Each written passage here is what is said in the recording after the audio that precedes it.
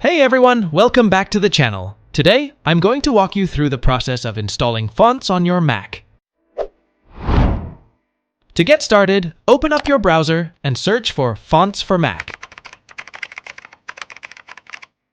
Once you've done that, you can head over to any website you prefer.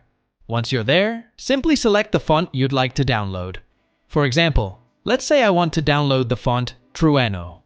I'll go ahead and download it to my Mac.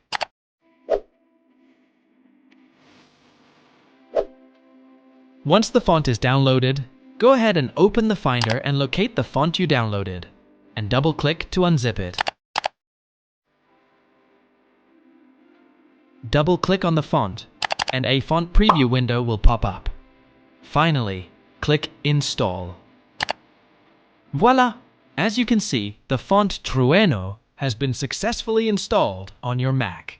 And there you have it! That's how you can easily install new fonts on your Mac. Thanks for watching, and if you found this video helpful, don't forget to give it a thumbs up and subscribe. Until next time, take care.